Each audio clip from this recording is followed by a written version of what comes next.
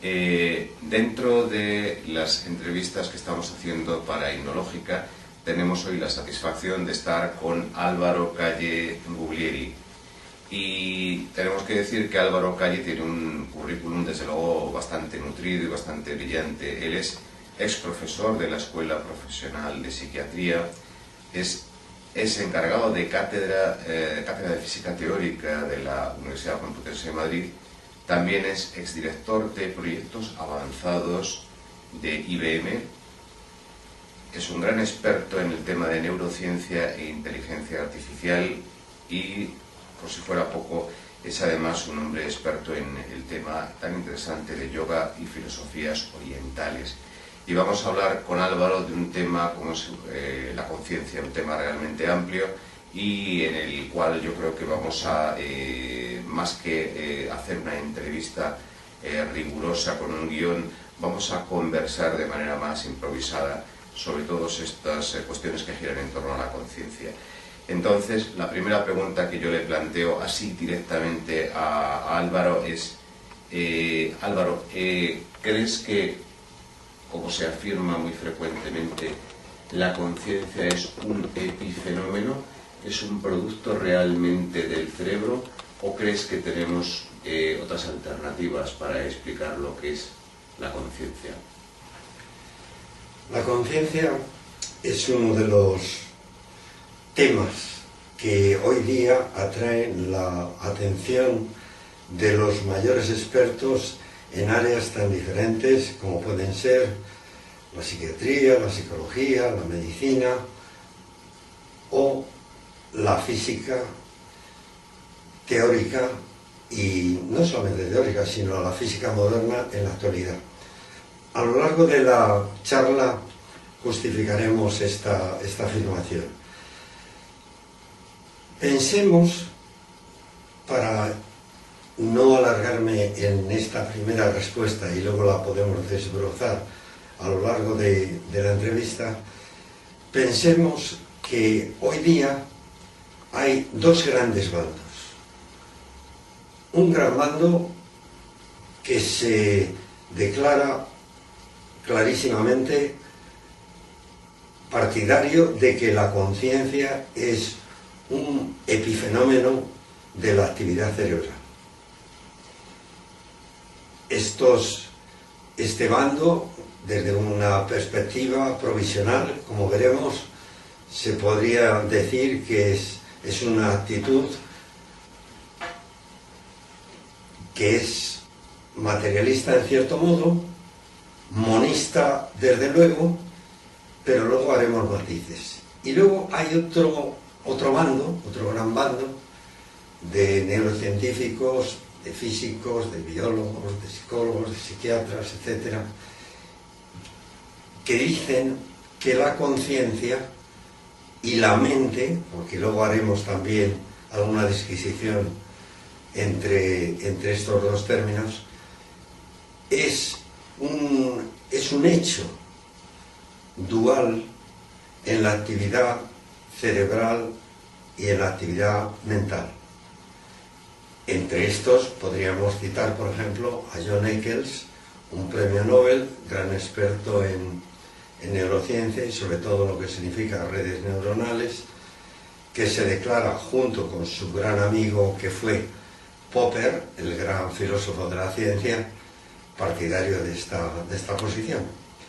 Así que a lo largo de la entrevista, para no limitarlo todo a una contestación, podemos ir desbrozando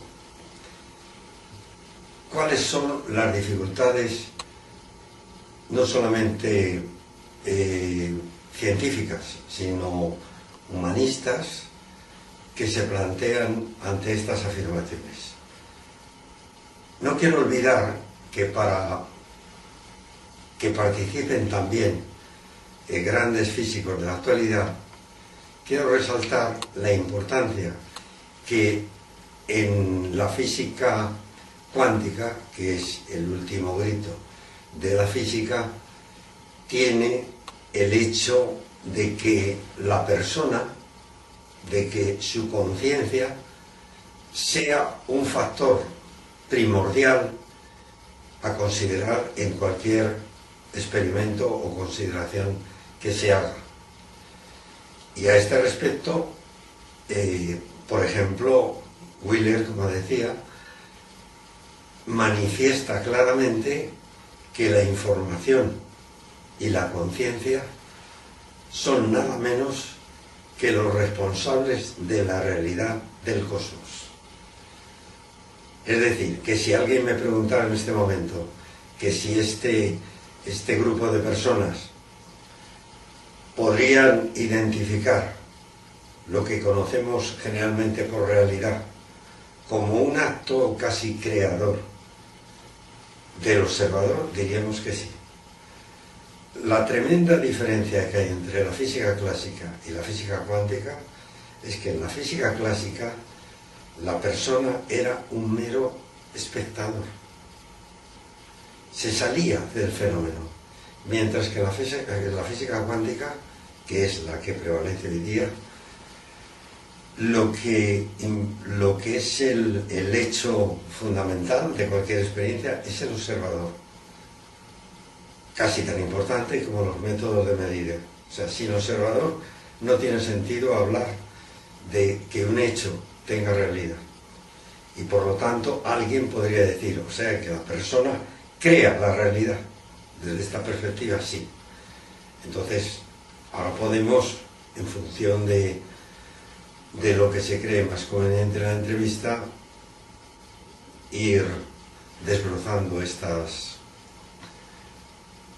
afirmaciones o estas consideraciones. Punto 3. Me parece muy interesante esto que estás comentando, Álvaro, porque realmente hay gente que ve de una manera muy dogmática, que tienen muy claro esto, es decir, esa postura materialista a la que tú te referías, en la que se cree que de alguna manera el cerebro es el responsable de cada una de las cosas que hacemos.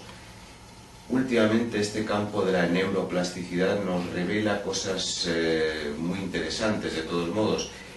¿Qué nos podrías decir en torno a este tema, en torno a esta corriente que era de la neuroplasticidad? La neuroplasticidad es un tema diferente de la pregunta o del comentario anterior y se refiere, pues como tú has dicho muy bien, a la facilidad que tienen las neuronas de adaptarse con el crecimiento, con las condiciones ambientales, no solamente repito, a adaptarse, sino incluso a crecer. A este respecto, hace muchos años se decía que con la edad se perdían irremisiblemente neuronas. Si bien es verdad que se pierden neuronas, nacen otras, que esta es una novedad muy actual. Entonces, esas otras nuevas hay que cuidarlas, hay que cultivarlas. Y aquí podríamos hablar también de neuroplasticidad, en el sentido de que si no se cuidan, si no se les da una actividad, ¿cómo se da la actividad? Pues haciendo que se muevan, y para que se muevan lo mejor es tener una actividad mental amplia, leyendo, caminando, observando la naturaleza, como fuere, pensando. Es decir, la neuroplasticidad en este caso depende mucho, la salud de estas neuronas depende del trato, de lo bien que las cuidemos.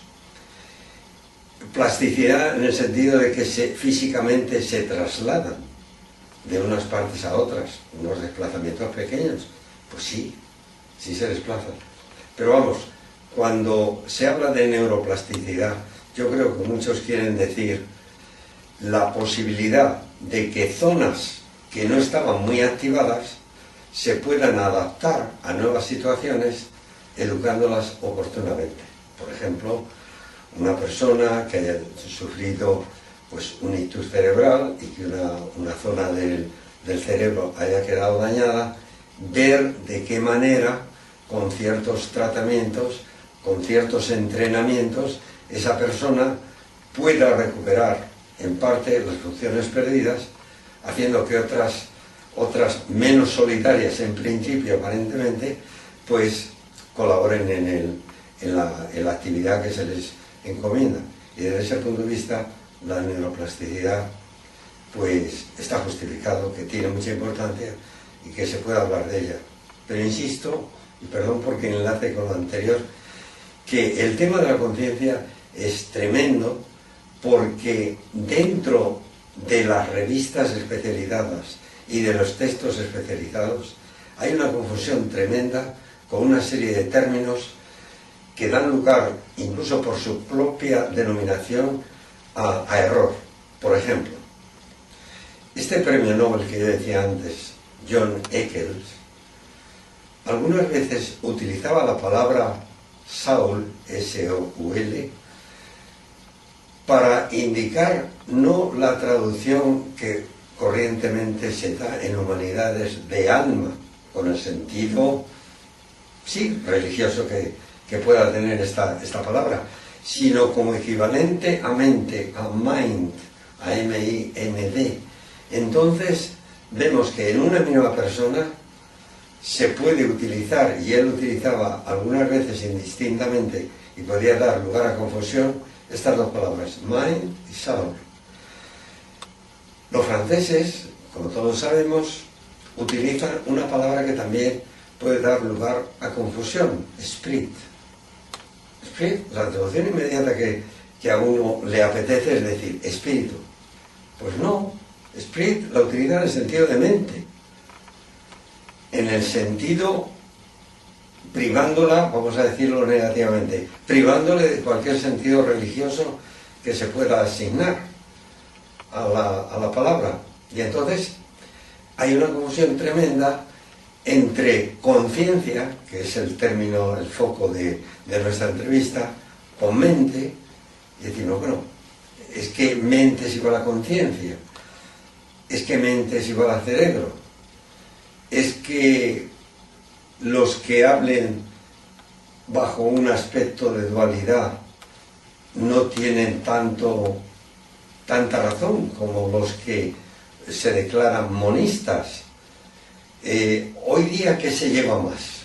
Hoy día se lleva más, y con esto contesto un poco a la pregunta inicial, hoy día se lleva más en términos cuantitativos los científicos, en cualquier área que consideremos. Da lo mismo que sea la psicología, que la neurología, que lo que fuere, ¿no?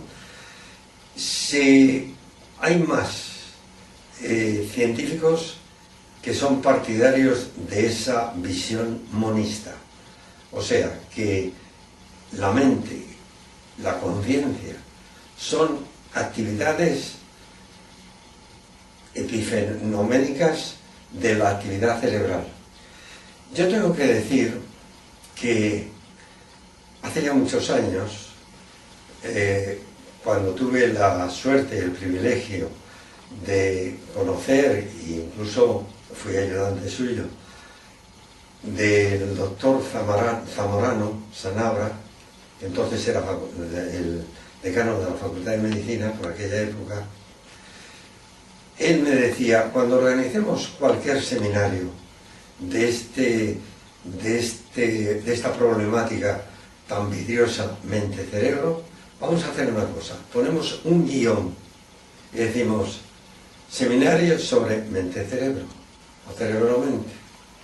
De esa manera, cuando alguien diga, pero ese guión sustituye a y, como dos cosas diferentes, entonces ya se abre un debate. Y si decimos, es igual, no, porque entonces hablaríamos del cerebro solo, o de actividad cerebral. Por eso él decía, yo muchas veces utilizo, considerando la actividad cerebral y mental, y la actividad mental, entonces había gente que planteaba la pregunta, pero son distintos, son lo mismo. Entonces lo único que puedo decir es mi propia opinión, y luego ya podemos entrar todavía en mayores profundidades de lo que pienso. Al contestar parece que me voy a evadir